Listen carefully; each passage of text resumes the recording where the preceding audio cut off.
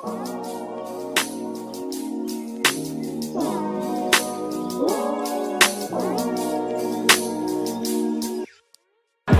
Babo Kabalen, kumusta kayo po? Ako in Louis Season. Marco Nanan, we're in Pampanga. Ngayon bengi po ngayon ni It's a Weekend. Yeah. And grateful kami po may invite kay metong ramen bar or ramen house na. On a weekend na kalubangan ni Usually, family day tamo. Yeah, exactly. Ngayon, syempre, kaya betala rin ng family So time. ito, abemila po rin pamilya mi ngayon and ni-invite kami po para ma-experience niya yung metong ramen bar that serves authentic from Japan. Arigato. Dilatang authentic ramen na po. So, alila mo ramen actually rin sinerve da kaya katamang ngayon ni Dakalapaya. So, bakit mingan po kaya kayo ngayon nga ini? So, tara, let's go!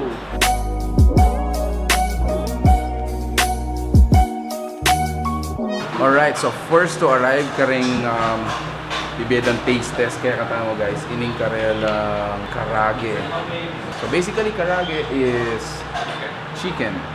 Actually, tinapang metong nakay ka rin itang tebasaki. Pero takmantala rin yung karelang yun. And then, natin mo naman din tang is, of course, what is a Japanese house without gyoza, di ba? Yan, no? Po itang chahan, yan. Well, chahan is actually rice mixed. Iba tating katambala mong pickled radish kaya. Ito, so abe ko rin family ko ngayon ni, sabi ko pinket ang introduction tamo na. It's a family day. What a great way to spend the weekend. Lalong-lalo na pa siya bengi. Bala mo, just to end the week before mag-start bukas Monday is a ramen. So manyaman pa yan guys, di nang talang pangpaparaso. You got your chili oil or itang chili flakes. Pero takman ko yun guys, chili oil. Alright, I think that's enough. So first to taste guys, hindi ka rin lang gyoza. So as a disclaimer, aligo pa po ba't Japan? So, tutakman tayo nini.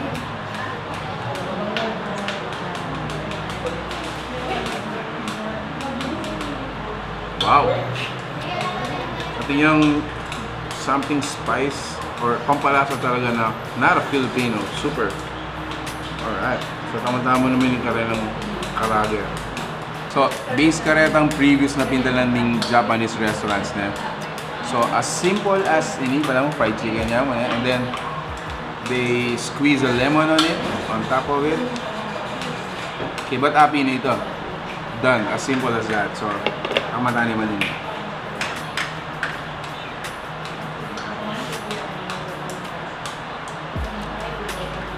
Wow. Manyaman talaga po itang mapali pa yung pamakan niya. Happy nining karelang takoyaki. So for 120 pesos, 8 pieces na rin. I think that's pretty reasonable. 120 pesos, 8 pieces na guys. Oh wow. Yan, ha?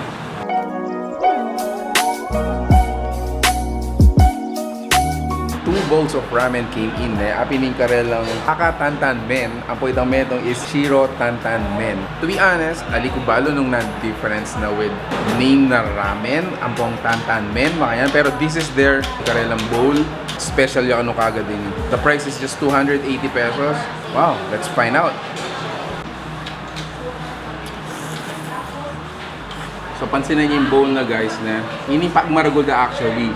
Yung sahog kini, ang po itang noodles mismo, overflowing niya keng sahog, keng meat, keng noodles, keng vegetables. So takman tayo na eh. Sawo pang. Oh wow. Oh wow, yaman ha. Grabe guys na. Sabi ko pinggaya kayo, nandun kaya kayo immediately. Ali ko pa may iba't Japan, pero from Hong Kong, may katakma na akong malamuhan ting anining ka-authentic kalasa. Naman na.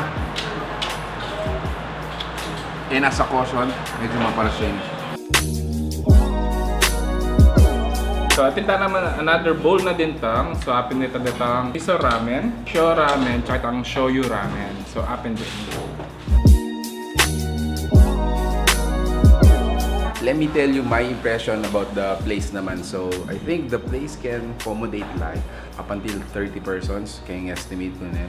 And apin din nila itang mayuyusong kaya ni establishment na itang kalugmo, aliya masyadong intimidating. Ne mo kasimple ning lugar, ne alang masyadong palamuti or borlolo o nanong mga yan. Ikasing importante yan nung mga nanula kanyaman din pamangan. So I think the place is simple as is, mga yan. Pero balita ko, talagang ing dadayon da kaya ni guys is yung pamangan kasi talagang authentic ingredients coming from Japan. So ito, abayan nyo kami po mag-time-lapse ko.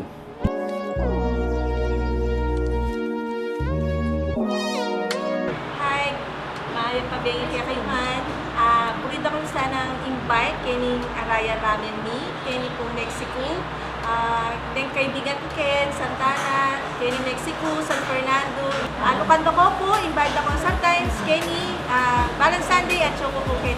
The place is located kay Barangay Parian, Mexico, along OG Road Jampuini. If you're coming from San Fernando, bayo kami rasketang Jollibee, dasan mo nini. And good thing about this place, yung car park. Yes, at yung parking. Ito yung parking. Ay mo Ito. problema yung kuno ka rin may laging sakit. Exactly. And then they are open from 12 noon up until 9 p.m. Monday to Sunday. So yeah, you can enjoy ramen every single day. The whole week. The whole week. Just a trivia, King Araya Ramen started King Makati. Yes. And if you will check red ang reviews na they are actually topping the chart. And ito po, may invite kami po bakang tapakilala miya kay ni Pampanga, kaya katamong viewers tamo na available na rin authentic Japanese cuisine kay ni Araya. Alright kabalenda, salamat po kay Pamalabe kay aming video. Guys, if you like this video, give it a thumbs up, share it with your friends na. And if you're looking for an authentic Japanese ramen kay ni po banda Mexico, I think this is the place to, check it out. That's it. Thank you for watching. We're in Pampanga. Until our next discovery. Peace out.